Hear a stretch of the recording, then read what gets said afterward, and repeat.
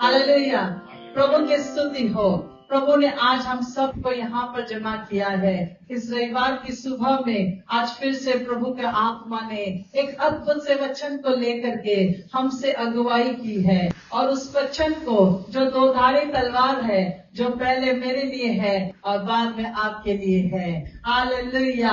और इस वचन को उस पवित्र आत्मा ने पिछले हफ्ते में दिया, और ये चौथी बार है शायद मैं उसको आज आपके साथ बांटना चाहती हूँ। प्रभु के पवित्र आत्मा के साथ बातचीत करते वक्त प्रभु ने कहा कि यही वचन को फिर से बताना है, और वो वचन है याकूब उसका 5वां अध्याय 13 से लेकर 16 तक। James chapter 5 verse 13, 14, 15 and 16। यदि तुम में कोई दुखी है तो वह प्रार्थना करे, यदि आनंदित है तो वह स्तुति के भजन गाए। यदि तुम में कोई रोगी है तो कलीसिया के प्राचीनों को बुलाए, और वे प्रभु के नाम से उस पर तेल मलकर उसके लिए प्रार्थना करें, और विश्वास की प्रार्थना के द्वारा रोगी बच जाएगा और प्रभु उसको उठाकर खड़ा करेगा। और यदि उसने पाप भी किए हैं तो उनकी भी क्षमा हो जाएगी। ये तुम आपस में एक दूसरे के सामने अपने अपने पापों को मान लो और एक दूसरे के लिए प्रार्थना करो, जिससे चंगे हो जाओ। धर्मी जन की प्रार्थना के प्रभाव से बहुत कुछ हो सकता है। Hallelujah, hallelujah. और आज के संदेश का शीर्षक है प्रार्थना की शक्ति, और प्रार्थना की शक्ति। हालेलुया। एक ऊंची आवाज में आप कह सकते हैं प्रार्थना की शक्ति। कहिए प्रार्थना की शक्ति। Hallelujah, hallelujah. क्यों आपसे जोर से बोलने के लिए कह रही हूँ? ताकि हम इस प्रार्थना की शक्ति को आज जान सके, और शक्ति यानी कि ताकत को हम जान सके। प्रार्थना में वो सामर्थ्य है, प्रार्थना में वो शक्ति है, प्रार्थना में वो ताकत है। जब वो कहते हैं कि वो प्रार्थना जब सुनता है प्रभु, तो उसका कान बहरा नहीं कि वो सुन ना सके। हालेलुया। वो प्रार्थना में शक्ति है, वो प्रार्थना में सामर्थ्य है। लेकिन कौन सी प्रार्थना? आइए कुछ वचनों को हम देखने वाले हैं, और जब हम प्रार्थना की बातों को सीख रहे हैं तो यहाँ पर लिखा है 13 वचन में, यदि तुम में कोई दुखी है तो वह प्रार्थना करे। यदि तुम में कोई दुखी है तो वह प्रार्थना करे। आज कौन से दुख में से, कौन से तकलीफों में से आप सब जा रहे हैं, मैं नहीं जानती। लेकिन प्रभु कहता है आज का वचन ये उनके लिए है जो शायद दुख की अवस्था से जा रहे होंगे, और वो दुख की अवस्था से जाने वाले को इस वचन के द्वारा उत्तेजन देना चाहती हो कि प्रभु कहता है प्रार्थना में शक्ति है, प्रार्थना में शक्ति है। और जब इस वचन को पढ़ रहे हैं, यदि तुम में कोई दुखी है तो वह प्रार्थना करे। और इसका सबसे अच्छा आपको अगर मैं उदाहरण दूं तो एक जीवित उदाहरण हम देखेंगे शमूएल, पहला शमूएल उसका पहला अध्याय 9 और 10 में। लिखा है कि शमूएल जब यहाँ पर हम पढ़ रहे हैं शमूएल की पुस्तक से, एक ऐसी माता की कहानी को नहीं, ऐसी माता की सच्ची बातों को देख रहे हैं, सच्ची घटना को हम पढ़ने वाले हैं। वो माँ का नाम हन्ना था, और इस हन्ना को कोई बच्चा नहीं हो रहा था, इस हन्ना के कोई बेबी नहीं था, इस हन्ना के कोई संतान नहीं थी। जब उसके पति एल्काना के साथ वो मंदिर में गई, साल में एक बार जब वो जाती थी, वो दुख के साथ उस दिन गई। शायद कई सालों से वो अपने पति के साथ उस मंदिर में से प्रभु के लिए, प्रभु को अर्पण करने के लिए जाती थी। लेकिन शायद उस साल कुछ ऐसा हुआ कि वो बहुत दुखी अंतकरण से उस जगह पर पहुंची जहां पर प्रभु का भवन था। उस यरूशलेम के पास उस जगह पर उस मंदिर में पहुंचने के बाद हन्ना एक दुखी अवस्था में अपने हृदय को लेकर के वहां पर पहुंची, क्योंकि याकूब तो कहते हैं जो दुखी है वह प्रार्थना करे। इस वचन को शायद उस हन्ना ने, उस बात ने जो अभी तक मान नहीं बनी थी, दुख में वो स्त्री थी, वो स्त्री वहां पर पहुंची, वो स्त्री वहां पर पहुंची और अभी तक उसके गर्भ में प्रभु ने आशीष नहीं दी थी, अभी तक उसके कोई संतान नहीं थी, वो निसंतान थी। लेकिन ये माँ एक दुखी अवस्था में वहां पर पहुंची। हालेलुया। हन्ना चुपचाप से उठी, सबका खाना पीना होने के बाद में वो उस परमेश्वर के मंदिर में गई और वहां पर एली याजक कुर्सी पर बैठा हुआ था जो काफी बूढ़ा था और याजक वहां पर बैठा था। हन्ना परमेश्वर के भवन में उस देवड़ी के पास पहुंची और जब वो हन्ना वहां पर पहुंची तब वहां पर वो पूरी दुखी अवस्था से, पूरे रोते हुए हृदय से वो वहां पर पहुंची।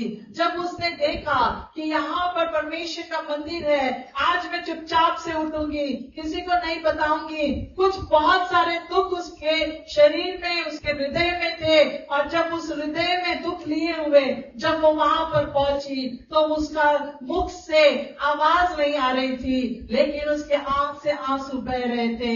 वो मुख से तो बड़बड़ा रही थी लेकिन शब्द नहीं आ रहे थे।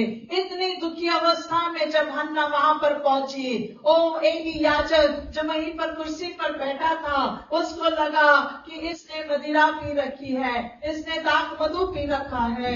ओ एली याजक ने उस हन्ना को बोला, ए स्त्री, तू यहाँ पर मदिरा पीकर क्यों बड़बड़ा रही है, यहाँ पर बैठकर क्यों बकबक कर रही है? लेकिन ऐसा नहीं था। उस स्त्री ने कहा, ओ मैं तो बहुत दुखी महिला हूँ, मैं बहुत ही दुख में हूँ, मैं बहुत ही दुख में हूँ। मैं कोई मदिरा पीकर नहीं यहाँ पर आई हूँ, मैं कोई दाख मधु पीकर यहाँ नहीं आई हूँ। मैं तो एक ऐसी स्त्री हूँ जिसका दिल टूट चुका है, जो पूरी तरह से छलनी छलनी हो गया है। अब कोई आशा नहीं रही, अब कोई भरोसा नहीं रहा। लेकिन जिसके पास आशा और भरोसा है व्यक्ति हो, आज उसकी डेवड़ी पर आई हो, उस भवन के उस डेवड़ी पर पहुंची हो जहां पर मेरे दुख को और मेरे आंसुओं को देखा जाएगा। हालेलुया।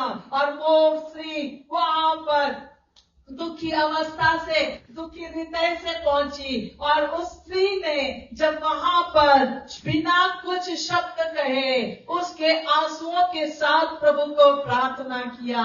बिना कुछ शब्द कहे, बिना कहे उन आंसुओं के साथ उस प्रभु परमेश्वर के पास प्रार्थना करती रही। जो याजक था, प्रभु की सेवा में था, जो दिन रात वहीं पर सेवा किया करता था, वो भी उसके दुख को समझ नहीं पाया। दुख को समझने वाला अगर कोई है तो वो केवल हमारा परमेश्वर पिता है, वो केवल हमारा परमेश्वर पिता है। और जब वहां पर वो पहुंची, उसने जब भी दुखी अवस्था में थी, वो आंसुओं के साथ थी, उसके दिल में दुख था। लेकिन जब उस याजक को पता चला क्या बात है, जब उसने उसको पूछा तब उसने बताया कि मैं कई सालों से निसंतान हूँ, प्रभु ने मेरी कोख में आशीष नहीं दी, मेरे कोई बच्चा नहीं है, मेरी सौतन मुझे सताती है, मुझे परेशान करती है, उसके तो कई बच्चे हैं लेकिन मुझे एक भी नहीं है। अगर प्रभु मेरे दुख को, तकलीफ को जानता है, उसको समझता है, इसीलिए मैं उसके पास आई हूँ और मुझे विश्वास है कि वो प्रभु मेरी प्रार्थनाओं का उत्तर देगा। Hallelujah, hallelujah. और जब ये बात उसने उस एली याजक को कही, एली याजक ने कहा, हे स्त्री, जा तेरे विश्वास के अनुसार तुझे हो। Hallelujah, hallelujah. दुखी अवस्था में इधर उधर न जाते हुए, पड़ोसन के पास न जाते हुए, वो डायरेक्ट प्रभु के भवन में आई, जहां पर उसके दुख को और उसके आंसुओं को कीमत थी। उसके दुख को वो प्रभु देख रहा था, उसके आंसुओं को प्रभु ने देखा था। और आज उस हन्ना को एक आशा, भरोसा था, उस एली याजक पर नहीं, अपने पड़ोसी, अपने पति पर भी नहीं, सिर्फ उस प्रभु परमेश्वर पर। वहां लिखा है कि वो चुपचाप उठी और परमेश्वर के भवन में आई। वो चुपचाप उठी, खाना खाने के बाद चुपचाप उठी है। देखिए, बिटरनेस, उसके मन में बहुत सारी कड़वाहट को लेकर के आई थी। अपनी कड़वाहट को, अपने दुख को किसी और को नहीं बताया। अपनी कड़वाहट और दुख को शायद वो पति को बोलती थी, क्योंकि पति उससे बहुत प्यार करता था, इसलिए उसको दुगना ऑफरिंग दिया करता था, दुगना ऑफरिंग दिया करता था। आज विषय वो नहीं है, आज विषय है कि प्रार्थना में शक्ति है। पढ़िए सिस्टर हिंदी में जल्दी से। जब शीलो में खाने और पीने के बाद अन्ना उठी और यहोवा के मंदिर के चौखट के एक बाजू के पास एली याजक कुर्सी पर बैठा हुआ था। वह मन में व्याकुल होकर यहोवा से प्रार्थना करने और बिलक बिलक कर रोने लगी। व्याकुल होकर के बिलक बिलक कर रोने लगी। दुख में आंसू बहते हैं कुछ क्षण के लिए, लेकिन मन में जब व्याकुलता है, बिटरनेस है, कड़वाहट है, और जब वो रोई, जब उसने देखा, क्योंकि वो इतनी व्याकुल थी, इतनी व्याकुल थी, इतनी व्याकुल थी कि उसका व्याकुलता, वो बिलक बिलक कर रोना, बिलक बिलक कर कब रोया जाता है? जब व्यक्ति बहुत ज्यादा दुखी होता है। Hallelujah, hallelujah. और जब वहां पर वो बिलक बिलक कर रोने लगी, तब उसने एक मन्नत भी मांगी। दुख में प्रार्थना कर रही है, बिलक बिलक कर रो रही है, और उस बिलकते बिलकते उसने प्रभु के पास कुछ मन्नत को मांगा, और उसने उस बच्चे को जो अभी तक पैदा नहीं हुआ है, विश्वास के साथ उस प्रभु को दे दिया। हालेलुया। जो अभी तक पैदा नहीं हुआ है, जो दिख भी नहीं रहा था, उसको कहा, प्रभु को कहा कि उस बच्चे को, जो भी होने वाला है, उसको मैं तुझे समर्पित कर दूंगी। हालेलुया। दुख की प्रार्थना में वो शक्ति है। व्याकुलता से भरा हुआ हृदय, वो बिलक बिलक कर रोने वाली वो स्त्री, उस दुख में से, संकट में से, उस विकट परिस्थिति से जा रही थी, और जिस तरह से म्हणते की तिच्यावर कोसळून आलं, इसका मतलब इतनी बुरी तरह से वो गिर चुकी थी उस दुख में, बिलक बिलक कर रो रही थी, व्याकुल हो रही थी, लेकिन उस व्याकुलता में भी उसने परमेश्वर के पास एक मन्नत को माना कि जो तू देने वाला है, विश्वास के साथ उसने उस मन्नत को माना। उस जो कुछ तू मुझे देने वाला है, जो भी दिखाई नहीं दे रहा, जो अभी समझ में नहीं आ रहा कि बेटा है या बेटी है, लेकिन उसने कहा जो भी होगा उसको मैं तुझे समर्पित कर दूंगी। तकलीफ में की गई प्रार्थनाओं को प्रभु सुनता है, हृदय से की हुई प्रार्थना को प्रभु सुनता है। Hallelujah, hallelujah. याकूब उसका 5वां अध्याय और उसके 13 वचन में लिखा है, यदि कोई आनंदित है तो वह स्तुति के भजन गाए। हालेलुया।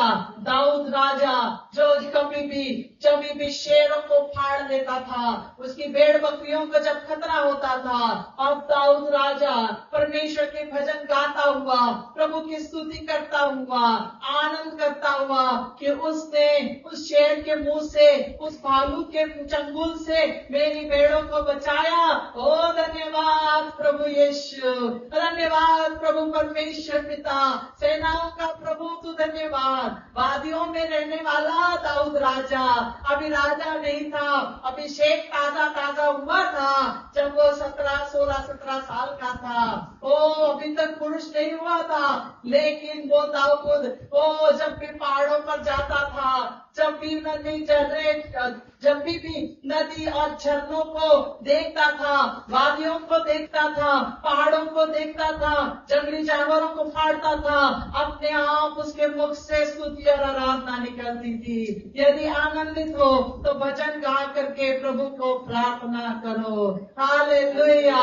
जब भी प्रार्थना करो, प्रभु के नाम को धन्यवाद देते रहो और आनंद के हृदय से प्रभु को प्रार्थना करो। हालेलुया। भजन 23 को पढ़ लेना। सबको मुंह जबानी है कि यहोवा मेरा चरवाहा है, मुझे कुछ कभी घटी नहीं होगी। हालेलुया। इसी वचन को जब आप पढ़ते हो, आपको समझ में आता है कि किस तरह से परमेश्वर पिता उसके आनंद से की हुई शब्दों को, उसके आनंद से की हुई प्रार्थना को भी प्रभु कान लगाकर सुनता था। इतना आसान नहीं था गोलियत को सामना करना। शाऊल ही ऐसा था जो सामना कर सकता था, लेकिन विषय आज प्रार्थना की शक्ति का है, आनंद से की हुई प्रार्थना का है। यदि वह जो आनंदित है तो वह स्तुति के भजन गाए। यदि हमारे जीवन में कोई आनंद की बात होती है तो हम तुरंत मुंह से निकल जाता है hallelujah, praise the Lord, hallelujah. जब यहाँ पर हमने डिसाइपल्स कम्युनिटी पिपरेस सौदागर में ये मिशन स्टेशन की शुरुआत की, हमारे मुख में एक शब्द था, प्रभु तो धन्य है। आंख में अगर आंसू भी आ जाए तो वो खुशी के आंसू कहलाते हैं। हालेलुया। इसका मतलब दुख के आंसू अलग और खुशियों के आंसू अलग, लेकिन प्रभु आनंद से की हुई प्रार्थनाओं को भी सुनता है, क्योंकि उसका कान बहरा नहीं कि वो उत्तर ना दे सके। Hallelujah, hallelujah. स्तुति के भजन गाना यानी सिर्फ आज का दिन यहोवा ने बनाया है और यीशु इस तरह से गीत गा करके ही भजन गाना नहीं है, लेकिन प्रभु की स्तुति करना। यदि कोई पहाड़ आपको दिख रहे हैं, नदी झरने आपको दिख रहे हैं, बरसात का मौसम है, ठंड है, अगर आप धुक्का बक्का सकाळी सकाळी है ना, फॉग दिखता है और धुंध दिखती है, तब हम कहते हैं वाह कितना सुहाना मौसम है। इस धुंध को कौन देखता है? अगली बार जब धुंध को देखोगे, वो फॉग को देखोगे, धुक्का को देखोगे, तो प्रभु को धन्यवाद देना। क्यों? क्योंकि उत्पत्ति में लिखा है कि जहाँ भी प्रभु धुंध देता था, फॉग था, धुक्का होता, उसमें सिंचाई होती थी, गवत उगून यायचं, पौधे उग के आते थे। उस वक्त प्रभु को धन्यवाद दीजिए। हालेलुया। इन सब छोटी छोटी बातों को जब देखते हैं, प्रभु को धन्यवाद दीजिए। आकाश के पक्षियों को हम देखते हैं, प्रभु को धन्यवाद दीजिए। आकाश में तारागणों को देखते हैं, कभी कभी बहुत अच्छा लगता है। तो आकाश के तारों को देखना, प्रभु कितना महान है। और वचन कहता है उसने हर एक तारे को नाम दिया है। Hallelujah, hallelujah. न हम तारों को गिन सकते हैं, न हम बालों को गिन सकते हैं। और उसने हर एक बाल को भी गिना है और तारागण को भी गिन के उसका नाम रखा है। धन्यवाद प्रभु परमेश्वर यहोवा को। हालेलुया। क्योंकि वो प्रार्थना में शक्ति है, चाहे वो दुख की हो, चाहे वो आनंद की हो, उस प्रार्थना में शक्ति है। आइए याकूब की 5वां अध्याय और आगे वापस से हम पढ़े यह 14 वचन में, यदि तुम में कोई रोगी है, जल्दी से पढ़िए सिस्टर। यदि तुम में कोई रोगी है तो कलीसिया के प्राचीनों को बुलाए और वे प्रभु के नाम से उस पर तेल मलकर उसके लिए प्रार्थना करें। बस। हालेलुया। यदि तुम में कोई बीमार है, यदि तुम में कोई रोगी है, यदि तुम में कोई परेशान है, तो कलीसिया के प्राचीनों को बुलाए। ये प्राचीन यानी कौन? आदम हवा के जमाने के नहीं, लेकिन आपके एल्डर्स, चर्च के पास्टर्स को बुलाकर उनसे प्रार्थना करवाएं। अपने बीमारी में किसी रिश्तेदार को याद करने से कुछ नहीं होगा, शायद वो आपको मदद करेंगे, जरूर हॉस्पिटल ले जाएंगे। यदि अगर वो आपके लिए प्रार्थना ना करें तो उनको बताने से क्या फायदा। हालेलुया। तो प्रार्थना करने के लिए ऐसी बीमारियों में जहां पर बहुत टाइम लग रहा है, बहुत बुरी अवस्था है, आपको ऐसा लग रहा है कि नहीं बुखार आया है और हम प्रार्थना करना जरूरी है, तो जरूर आपके एल्डर्स, पास्टर्स को फोन करके आप उनको बताइए। क्यों? ताकि वो घर पर आएंगे, तुमचीच तेलाची बाटली घेणार, तुमचंच तेल घेणार, हातावर प्रार्थना करून ते तुम्हाला लावणार। हालेलुया। कुठलंच तेल आशीर्वादित नसतं, केवल प्रभु आशीर्वादित है और उसका लहू आशीर्वादित है। आज जब मेज में शामिल हुए, उस लहू में वो ताकत है। हालेलुया। आज उस तेल को लेकर के प्रभु के वचन के अनुसार जब सेवक आपके पास आते हैं, घर पर आते हैं, आप बीमार हैं या तकलीफ में हैं, जब प्रार्थना करते हैं तो प्रभु की आशीष, उसका लहू आपके ऊपर आता है और फिर आपको चंगाई मिलती है। कैसे? विश्वास के द्वारा। हालेलुया। उस तेल में कोई जादू नहीं, पर उस तेल में प्रार्थना है। उस तेल में प्रार्थना है। कभी किसी के पास बॉटल लेकर के पानी की या तेल की लेकर के मत जाइए। जो मुझे देख रहे हैं मैं उनको भी उत्तेजन देना चाहूंगी। कोई भी बॉटल आशीर्वादित तेल नहीं कहलाती, कोई भी पानी आशीर्वादित तेल नहीं कहलाता। आशीर्वादित केवल यीशु है।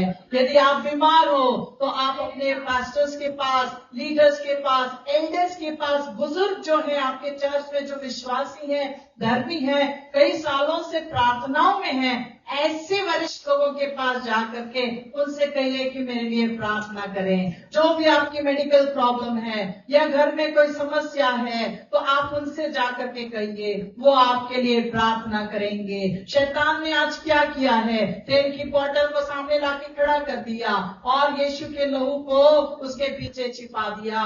कोई तेल की बोतल का तेल आपको ठीक नहीं कर सकता। यदि कोई सेवक, प्रभु का सेवक और परमेश्वर के द्वारा चुना हुआ सेवक या एल्डर, वरिष्ठ और वृद्ध लोग जो प्रभु के भय में आज तक चलते आ रहे हैं, जब तक वो प्रार्थना ना करे तब तक ऐसा नहीं होगा। आपको चंगाई नहीं मिलेगी। आप किसी भी भरमाने में मत आइए। शैतान भरमाता है, अनेक बातों को सामने लाकर खड़ा कर दिया और यीशु के लहू को छिपा दिया और बताता है कि तेल आशीर्वादित है, यीशु कड़ा जायची गरज नहीं। तेल आशीर्वादित है, यीशु के पास जाने की जरूरत नहीं। पास्टर्स के पास मत जाओ, जो दिन रात प्रार्थना करते हैं उनके पास जाने की जरूरत नहीं है। वो तो सिर्फ वचन बोल के आपको कुछ भी बताते रहेंगे। लेकिन शैतान को कहिए, यीशु के नाम से निकल जाओ, क्योंकि मेरी चंगाई उसके कोड़े खाने से आती है और उसके लहू के द्वारा मुझे जीवन मिलता है। हालेलुया! आप ताली बजाकर उसको धन्यवाद दीजिए। आमेन, हालेलुया। अब क्या होगा, 15 वचन का हम पढ़ेंगे और ये 15 वचन ही आज की प्रार्थना की शक्ति का विषय है। पढ़िए 15 वचन। और विश्वास की प्रार्थना के द्वारा रोगी बच जाएगा और प्रभु उसको उठाकर खड़ा करेगा। बस, हालेलुया, हालेलुया। हमने दुख की प्रार्थना की शक्ति को देखा, हमने आनंद की प्रार्थना की शक्ति को देखा, हमने चंगाई की प्रार्थना की शक्ति को देखा। हम एक इम्पोर्टेंट प्रार्थना की शक्ति को देखने वाले हैं, वो है विश्वास की प्रार्थना। साथ में कहिए, विश्वास की प्रार्थना, विश्वास की प्रार्थना। हालेलुया। और कैसी प्रार्थना से? विश्वास की प्रार्थना से क्या होता है? रोगी बच जाएगा। कहिए, रोगी बच जाएगा। विश्वास की प्रार्थना की शक्ति। हालेलुया। ऐसी कौन सी शक्ति थी? आइए उस स्त्री के पास हम चलते हैं जो मार्क उसका 5वां अध्याय 25 से 34 में लिखा है। यह एक स्त्री थी जिसको 12 वर्ष से लहू बहने का रोग था। उसने बहुत वैद्यों से बड़ा दुख उठाया और अपना सब माल व्यय करने पर भी उसे कुछ लाभ न हुआ, परंतु और भी रोगी हो गई थी। वह यीशु की चर्चा सुनकर भीड़ में उसके पीछे से आई और उसके वस्त्र को छू लिया, क्योंकि वह कहती थी, यदि मैं उसके वस्त्र ही को छू लूंगी तो चंगी हो जाऊंगी। और उसका तुरंत उसका लहू बहना बंद हो गया और उसने अपनी देह में जान लिया कि मैं उस बीमारी से अच्छी हो गई हूँ। यीशु ने तुरंत अपने में जान लिया कि मुझ में से सामर्थ्य निकली है और भीड़ में पीछे फिरकर पूछा, मेरा वस्त्र किसने छुआ? उसके चेलों ने उससे कहा, तू देखता है कि भीड़ तुझ पर गिरी पड़ती है और तू कहता है कि किसने मुझे छुआ?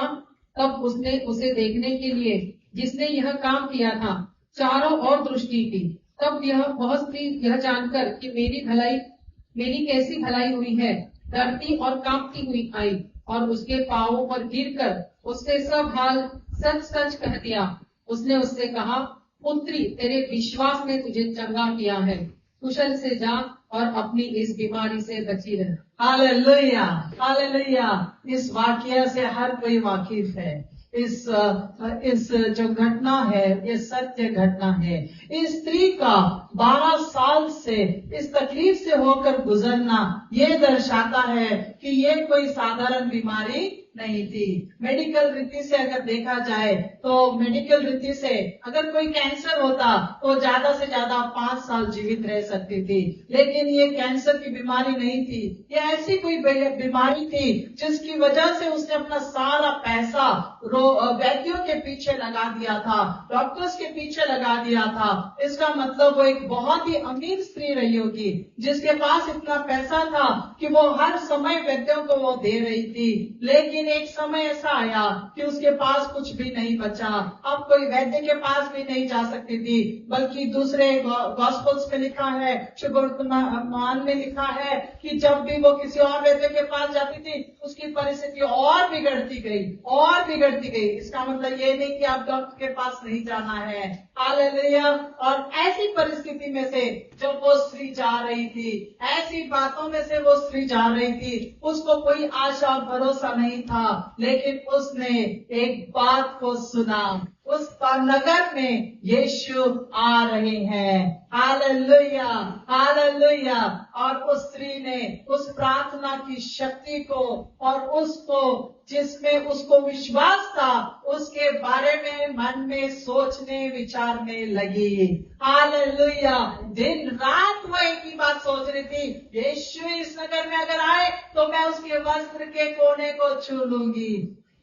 यीशु अगर इस नगर में आए तो बस उसके वस्त्र के ही कोने को छू लूंगी तो चंगी हो जाऊंगी। उसने अपने सोच में, अपने विचारों में कंटिन्यूसली 24/7 24 घंटे 7 दिन वो यही विचार कर रही थी कि यदि यीशु यहाँ पर आए तो मैं अगर मुझे यीशु मिले तो मैं उसे उसके वस्त्र के कोने को ही छू लूंगी तो चंगी हो जाऊंगी। Hallelujah, hallelujah. क्योंकि उसकी विश्वास की प्रार्थना दिन रात उसके सोच और विचारों में थी, दिन रात उसके सोच और विचारों में थी। और इसीलिए जब भीड़ में से यीशु जा रहा था, उस स्त्री ने जब सुना और वो स्त्री अपने घर को छोड़ करके उस भीड़ में जाने के लिए तैयार हो गई, क्योंकि मूसा की व्यवस्था के अनुसार, लेवी व्यवस्था में लिखा हुआ है कि जो भी अशुद्ध स्त्री है वो पब्लिक में, वो भीड़ में, वो समाज में नहीं आ सकती, क्योंकि वो अशुद्ध है। और अगर वो किसी को छू भी ले तो वो व्यक्ति भी अशुद्ध माना जाएगा और दिन भर वो अशुद्ध रहेगा, स्नान करेगा और शाम को ही वो शुद्ध होकर के अपने घर आ सकता है। लेकिन इस स्त्री को उससे कोई चिंता नहीं थी कि मैं कौन सी व्यवस्था को तोड़ रही हूँ। मूसा ने लिखी हुई व्यवस्था जो परमेश्वर के द्वारा प्राप्त की थी, उस व्यवस्था को भी बिना सोचे समझे वो उस भीड़ में विश्वास की प्रार्थना के साथ अपने मन को तैयार करके उस भीड़ में आने को तैयार हो गई। उसको पता था कि यदि किसी ने उसको पहचान लिया, यदि सब लोगों ने मुझे देखा तो शायद मुझ पर पत्थरवाह भी हो सकता है, क्योंकि मैं अशुद्ध स्त्री हूँ और सबको अशुद्ध कर नहीं सकती। इसीलिए वो स्त्री ने किसी का भी चिंता न करते हुए, किसी भी बात की चिंता न करते हुए, उसने मन में, अपने सोच में, अपने विचारों में केवल दिन रात यही कहा, यीशु के वस्त्र के कोने को ही छू लूंगी तो मैं चंगी हो जाऊंगी, क्योंकि वैद्य मेरी बीमारी को ठीक नहीं कर सके। प्रभु अभी तू ही मेरा सहारा है, प्रभु अब तू ही मेरा सहारा है। इस विश्वास की प्रार्थना के साथ उसने अपने घर को छोड़ा। एक हन्ना थी जो प्रभु की देवड़ी पर आई और एक ये स्त्री है जिसने विश्वास की प्रार्थना के साथ अपने घर की चौखट को लांघा, अपने घर की चौखट को लांघ दिया, बिना परवाह किए समाज क्या कहेगा, बिना परवाह किए कि मैं अशुद्ध हूँ, भीड़ में नहीं जा सकती। सोच में, विचार में, हृदय में एक ही बात थी, यीशु आ गए हैं, अब मैं उसके वस्त्र के कोने को छू लूंगी, क्योंकि इतने दिनों से वो प्रार्थना कर रही थी, उसने यीशु के बारे में जरूर सुना था। और उस विश्वास के साथ, विश्वास की प्रार्थना के साथ उसने अपनी चौखट से बाहर कदम रखा और भीड़ में आने की हिम्मत की। भीड़ में आने के बाद उसने यीशु के वस्त्र को कैसे कैसे जा करके छुआ, वहां से शायद उसने कितने सारे पुरुषों को हाथ लगाया होगा, कितनी सारी स्त्रियों को हाथ लगाया होगा। भीड़ को हटाना इतना आसान नहीं था। उतनी भीड़ में पड़ते वो पहुंची और जा करके यीशु के वस्त्र के कोने को छू लिया। बहुत से लोग जानते थे कि ये स्त्री अशुद्ध है, बहुत सी स्त्रियों को पता था कि ये अशुद्ध है, इसको 12 साल से तकलीफ है, और स्त्रियां भी शायद उसको हेट करती होंगी।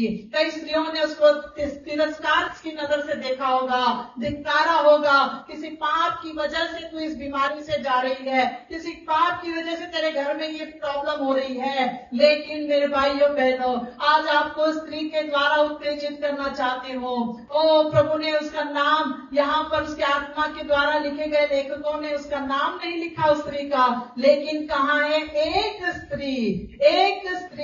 ऐसी कई स्त्रियां होंगी जो इस प्रॉब्लम से जा रही होंगी, लेकिन बहुत सारी स्त्रियों ने शायद उस प्रॉब्लम को छिपा रखा होगा।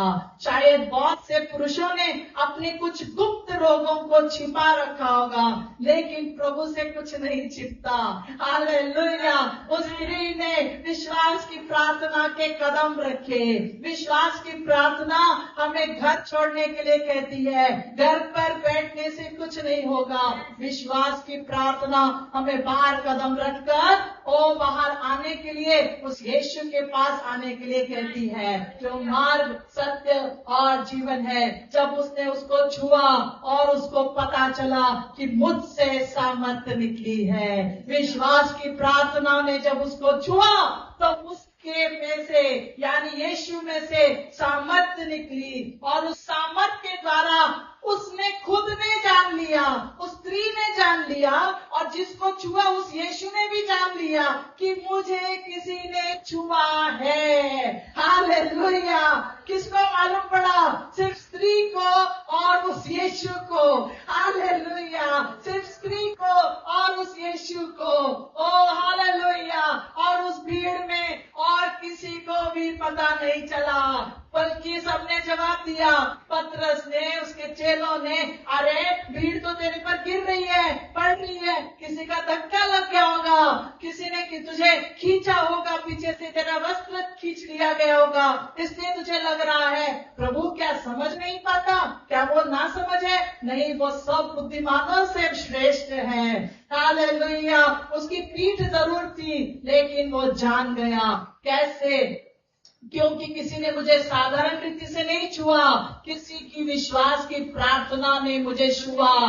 तभी उसकी शक्ति, उसकी सामर्थ्य उस स्त्री के ऊपर उतर आई, और उसने जान लिया कि मुझे उस स्त्री ने छुआ है, उस स्त्री ने छुआ है। फिर भी पलट कर पूछा, किसने मुझे छुआ? वो व्यक्ति सामने आए। किसने मुझे छुआ?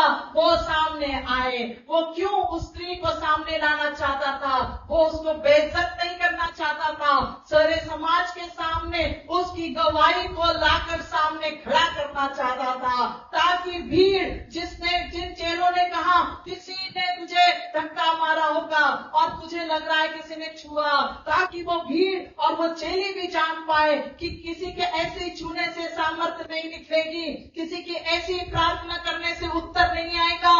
विश्वास की प्रार्थना, विश्वास के द्वारा छूने से ही सामर्थ्य आती है। हालेलुया। और जब सामर्थ्य आती है तो प्रभु कहता है, विश्वास की प्रार्थना से रोगी चंगा हो जाता है और उठकर खड़ा हो जाता है। Hallelujah, hallelujah.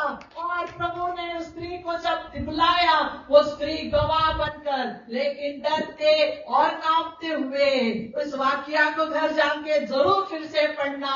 डरते और कांपते हुए, क्यों? कि मुझ पर भलाई हुई है। आता मला सगळं समोर येऊन गवाही द्यावी लागल, साक्ष द्यावी लागल, पर वो डरी नहीं। उसने डरते कांपते हुए जरूर आई, लेकिन उसने विश्वास के साथ, जो भी उसके साथ हुआ था, उसने बेझिझक यीशु को पूरा हाल सुनाया। Hallelujah, hallelujah. क्या प्रभु को ताली बजाकर धन्यवाद देंगे? हालेलुया। वो स्त्री वहां पर डरते कांपते सामने आई, गवाही दिया।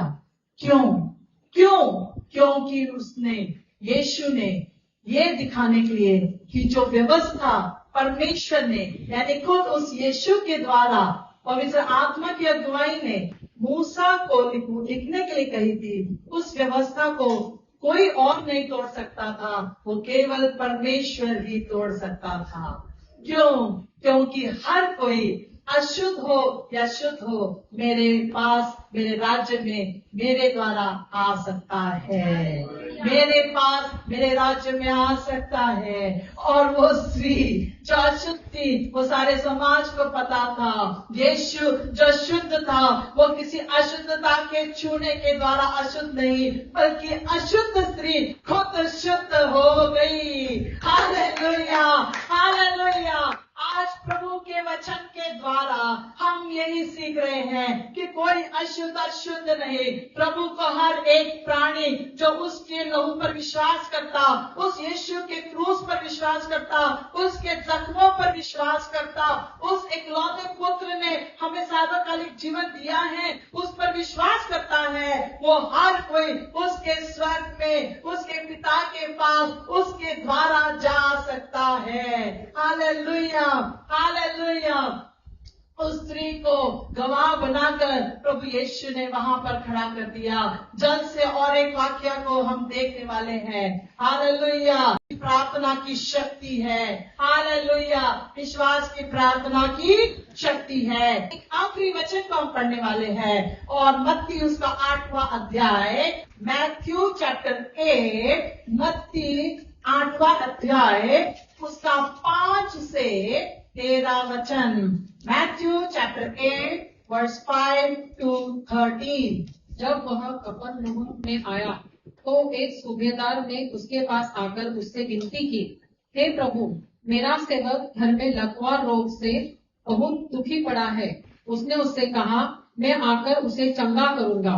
सूबेदार ने उत्तर दिया, हे प्रभु, मैं इस योग्य नहीं कि तू मेरी छत तले आए, परंतु केवल मुख से कह दे तो मेरा सेवक चंगा हो जाएगा। क्योंकि मैं भी पराधीन मनुष्य हूँ और सिपाही मेरे अधीन है। जब मैं एक से कहता हूँ जा तो वह जाता है, और दूसरे से आ तो वह आता है, और जब अपने दास से कहता हूँ यह कर तो वह करता है। यह सुनकर यीशु को अचंभा हुआ, और जो उसके पीछे आ रहे थे उससे कहा, मैं तुमसे सच कहता हूँ कि मैंने इज़राइल में भी ऐसा विश्वास नहीं पाया। और मैं तुमसे कहता हूँ कि पूर्व और पश्चिम से बहुत से लोग आकर अब्राहम और इसहाक और याकूब के साथ स्वर्ग के राज्य में बैठेंगे, परंतु राज्य के संतान बाहर अंधकार में डाल दिए जाएंगे। वहाँ रोना और दांतों का पीसना होगा। तब यीशु ने सूबेदार से कहा, जा, जैसा तेरा विश्वास है वैसा ही तेरे लिए हो। और उसका सेवक उसी घड़ी चंगा हो गया। हालेलुया। ये सूबेदार था। ये सूबेदार यानी बहुत सारे सैनिक इसके अंडर थे। ये एक बड़ा, इंग्लिश में क्या कहते हैं सिस्टर इसको? सेंचुरियन, यानी 100 सैनिक इसके हाथ के नीचे काम करते थे। 100 सैनिकांची एक तुकडी होती, ती या सुभेदारच्या हाताखाली असायची. म्हणजे किती मोठा माणूस, जनरल ब्रिगेडियर म्हटलं तरी चालेल बहुतेक, आजकाल कर्नल वगैरे अशा आर्मी मधला मोठा ऑफिसर आहे, एकदम बड़ा ऑफिसर है। और वो यहाँ पर कफरनहूम में जब यीशु आए, वहां पर आकर के यीशु के पास वो आकर क्या कर रहा है? विनती कर रहा है। क्या कर रहा है? जोर से बोलेंगे। विनती कर रहा है। मराठीत काय लिहिलंय?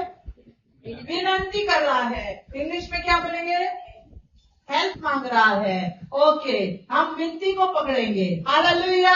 जब हम मजबूर हैं या हमको जब किसी बात की जरूरत है तो हम क्या कहते हैं? यदि मुझे ब्रदर योगेश की हेल्प चाहिए, सिस्टर वर्षा की हेल्प चाहिए, अगर मैं आपसे पूछूं मुझे मदद करेंगे तो मैं कैसे आऊंगी? प्लीज सिस्टर वर्षा, क्या आप मुझे हेल्प करेंगे? मुझे ये जरूरत है। हालेलुया। अगर कोई रिक्वेस्ट लेके हम जाते हैं, ये कभी कभी नहीं, हम हमेशा प्रभु के पास कैसे आते हैं? विनती को लेकर आते हैं, हमारी विनतियों को लेकर आता है। हालेलुया। जब भी एक मनुष्य विनती को लेकर आता है तो प्रभु उसकी विनती को सुनता है। बहुत लोग विनती को लेकर आते हैं, बहुत लोग। हम कहते हैं हम पीढ़ियों से प्रभु यीशु में विश्वासी हैं, पीढ़ी दर पीढ़ी, 5वीं पीढ़ी है, 6ठी पीढ़ी है, 4थी पीढ़ी है। लेकिन क्या प्रभु पीढ़ियों को देख रहा है? क्या उनके विश्वास के ऊपर हम स्वर्ग जाएंगे? नहीं। एक का विश्वास, वो सूबेदार का विश्वास जो विनती करते हुए उस प्रभु के पास आया, विनती के साथ आया, कमांड नहीं किया। उसने कमांड नहीं किया। कमांड को मराठी में, हिंदी में क्या कहेंगे? उसने उनको ऑर्डर नहीं किया, उसने उनको आदेश नहीं दिया। उस सूबेदार ने यीशु को आदेश नहीं दिया। उस सूबेदार ने, इतना बड़ा ओहदे का आदमी, उसने प्रभु के पास विनती की। क्या कहा? खुद के लिए कहा? नहीं, मेरा सेवक मेरे लिए जो काम कर रहा है, मेरे अंडर जो है, उसके लिए प्रार्थना विनती लेकर तेरे पास आया हो। उसको प्रभु यीशु चंगा कर। जब हम रिक्वेस्ट लेकर के प्रभु के पास आते हैं तो हम कैसी रिक्वेस्ट कर रहे हैं? सगळं स्वतःसाठी, मला घर, मला गाडी, मला बंगला, मला पैसे, माझं काम, माझं सगळं, माझे लेकरं, मेरा परिवार, सब मेरा मेरा मेरा मेरा। ये सूबेदार के द्वारा हमें सीखने की जरूरत है कि हमें प्रार्थना विनती उनके लिए करनी है जो हमारे साथ रहते हैं या हमारे साथ उठते बैठते हैं। वो सूबेदार जो इतना बड़ा अफसर था, उसने अपने सेवक के लिए प्रार्थना विनती करने के लिए अपने घर को छोड़ा। अपने घर से वो 4 सैनिकों को भेज सकता था यीशु के पास विनती करने के लिए। उसको एक साधारण व्यक्ति के लिए विनती करने के लिए यीशु के पास आने की क्या जरूरत थी? और आया तो आया, और यीशु बोलता है चलो मैं तेरे साथ चलता हूँ। वो बोल रहा है आने की जरूरत नहीं है, मैं इस लायक नहीं कि तू मेरे छत के नीचे आए। मतलब उस सूबेदाराला जाणीव होती की तो चांगला नाहीये, मी कुठंतरी काहीतरी वाईट माणूस आहे। हा एवढा पवित्र मनुष्य माझ्या घरात येईल? हो, नको नको, कारण माझ्या घरात काहीच शुद्ध नाही, मी स्वतः शुद्ध नाही। उसने आने की हिम्मत दिखाई। उस सूबेदार ने, उसकी कोई पीढ़ी नहीं थी, लेकिन जरूर उसने सुना होगा कि एक ऐसा है, मसीहा है, जिसका नाम यीशु है, जो उद्धार करता है, जो हर एक को बीमारी से चंगा करता है। मेरे पास इतना पैसा है। उसने भी कई डॉक्टर्स लगाए होंगे सेवक की बीमारी के लिए, लेकिन इसका मतलब यही है कि वो सेवक की चिंता करता था। वो सेवक की चिंता करता था। 100 लोगों में से एक बीमार हो गया तो वो व्यक्ति उसकी चिंता करते हुए अपने घर को खुद छोड़कर उस यीशु के पास आया। यही बात प्रभु को छू गई। क्या? क्योंकि यीशु ने भी दृष्टांत में कहा, मेरी तो किसी एक व्यक्ति की 100 भेड़ें थी, एक गुम हो गई, 99 को छोड़कर वो एक को ढूंढने गया। उस सूबेदार में वो सारी बातें नजर आ रही होंगी उस यीशु मसीहा को। वो सारी 99 को छोड़कर उस एक को जो बीमार है, उसको मैं खो नहीं सकता। वो मेरा सेवक ऐसे ही नहीं मर सकता। उसने मेरे लिए मेहनत की है, मैं उसकी रिस्पेक्ट करता हूँ। वो मेरे हाथ के नीचे जरूर है, वो मेरा नौकर सेवक जरूर है, लेकिन उसकी जान की कीमत थी। और इसीलिए वो खुद अफसर होते हुए भी, बड़े ओहदे पर होते हुए भी सब कुछ छोड़कर यीशु के पास विनती करने आया। जब जब आप यीशु के पास आते हो, प्रार्थना विनती करते हो, अपने ओहदे को, अपने पोजीशंस को बाहर रखकर यीशु के पास आना है, क्योंकि यीशु की नजर में सब कोई एक समान है। परमेश्वर के भवन में और उसके उपस्थिति में चलने वाले लोगों में कोई ऊंचा और नीचा नहीं होना चाहिए। कोई बड़े घर का छोटे घर का नहीं होता।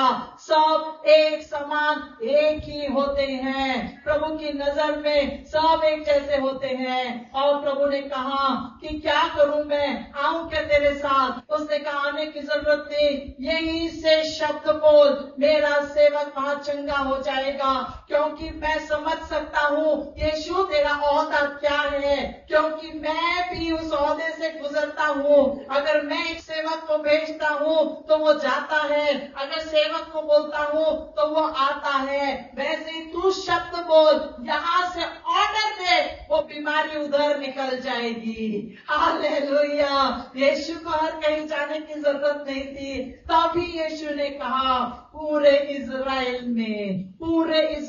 में ऐसा विश्वासी मैंने नहीं देखा, ऐसा विश्वासी मैंने नहीं देखा। भीड़ में बहुत से लोग प्रार्थना कर रहे हैं, कई लोगों की प्रार्थना विनतियां शुरू है, काफी साल से शुरू है। प्रार्थना तो उत्तर यत्न है, क्योंकि आप भीड़ में शामिल हो गए हो। प्रार्थना का उत्तर चाहिए तो प्रार्थना में शक्ति चाहिए, प्रार्थना विश्वास की प्रार्थना होनी चाहिए, वो प्रार्थना जो प्रभु के दिल को छू जाए और उसकी सामर्थ्य हमारे जीवन में उतरने पाए।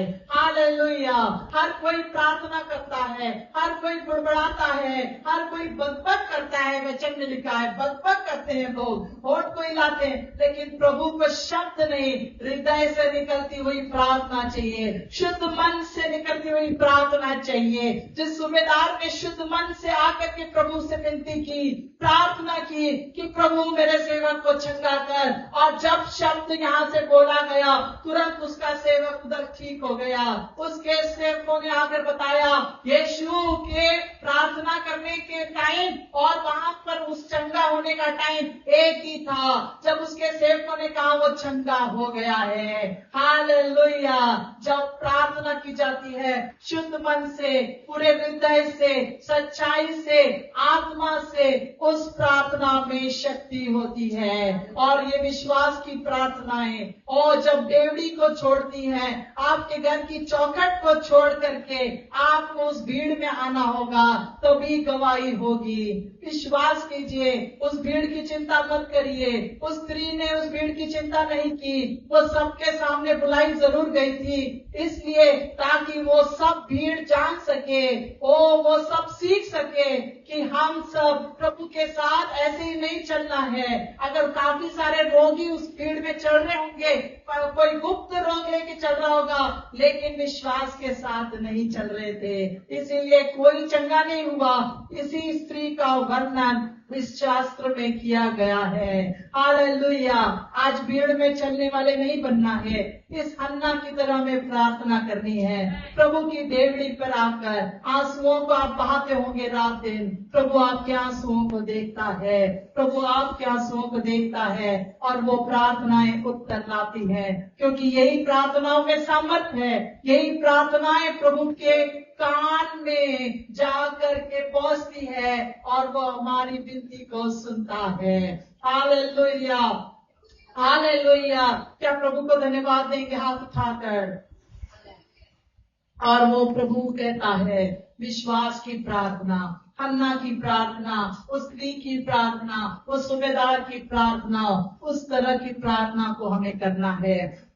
आइए इस वक्त हम अपने सरों को झुकाएं और हम उस प्रभु के पास उस विश्वास की प्रार्थना को लेकर, प्रार्थना की शक्ति को समझते हुए हम प्रभु से कहें। अपनी जगह पर अगर आप खड़े हो सकते हैं तो खड़े हो जाइए। आइए हम एक साथ प्रार्थना करें। प्यारे परमेश्वर पिता, आज हम तेरे नाम को धन्यवाद देते हैं, तेरे नाम की स्तुति महिमा करते हैं, क्योंकि इस प्रार्थना को जिसके विषय में याकूब में लिखा गया है, हन्ना ने जिस तरह से उस 12 वर्ष से लहू के बीमारी से पीड़ित स्त्री ने की, जिस तरह से उस सूबेदार ने अपने सेवक के लिए प्रार्थना विनती की, उन सब की प्रार्थनाओं में सच्चाई थी। और यही सच्चाई तेरे दिल को, तुझको छूती है, तेरे कानों तक पहुंचती है। प्रभु यीशु, आज तेरी उस प्रार्थना की शक्ति में, प्रभु यीशु, हमारे उस प्रार्थना की शक्ति में वो सामर्थ उतर कर आती है। प्रभु यीशु, हम उस सामर्थ को महसूस करने पाए, हमारी प्रार्थना के शब्द ये बदलने पाए। प्रभु, हम वो सुन सके जो तू हमें बताना चाहता है, हम वो देख सके जो तू हमें दिखाना चाहता है, हमारे मन में, सोच में, विचारों में हम उस स्त्री की तरह विचार करें कि मैं उसके वश के कोने को ही छू लूंगी तो चंगी हो जाऊंगी। ऐसी हमारी प्रार्थना, दिन रात हम दूसरी बातों को ना सोचते हुए यही प्रार्थना करें कि प्रभु आज भी मेरे घर में उद्धार आना है, आज भी मुझे बहुत सारी बातों में प्रभु यीशु बढ़ना है। आज प्रभु मेरे विश्वास को बढ़ाओ, मेरे अगल बगल में काम करने वाले लोग, मेरे अड़ोस पड़ोस के लोग, ओ प्रभु उनके बीच में मैं गवाह बनूं। ऐसी प्रार्थना करने वाली स्त्री या ऐसा प्रार्थना करने वाला भाई मुझे तू बना प्रभु। जो अकेले हैं, जो अनाथ हैं, उनके लिए प्रभु कहता मैं तुम्हारा कैवारी हूँ, मैं तुम्हें अकेला नहीं छोड़ूंगा, संसार के अंत तक तुम्हारे साथ रहता हूँ। जो विधवाएं हैं वो यह ना सोचे कि मैं अकेली हूँ, कैसे होगा। प्रभु ने कहा होगा। विश्वास की प्रार्थना में वो शक्ति है और सब कुछ हो सकता है। विश्वास की प्रार्थना से सब कुछ हो सकता है। ओ प्रभु यीशु, आज हमारे प्रार्थना करने के तरीके को बदलने में सहायता मदद कर। होली स्पिरिट, पवित्र आत्मा, आज तुझसे विनती करते हैं कि हमारी प्रार्थनाओं के शब्द, हमारी प्रार्थनाओं की सोच बदल जाए। प्रभु जब हम किसी के लिए प्रार्थना कर रहे हैं या अपने जीवन में बहुत सारी बातों के लिए प्रार्थना कर रहे हैं तो प्रभु वो प्रार्थना सामर्थ की प्रार्थना ठहरे। धन्यवाद देते प्रभु, तूने तेरे वचन से अगुवाई किया। आने वाले दिनों में हर एक के जीवन में इस वचन के द्वारा तू कार्य कर और हमारे जीवनों को तू बदल दे। यीशु नासरी के नाम से मांगते पिता, सुनो और कबूल कर। आमीन।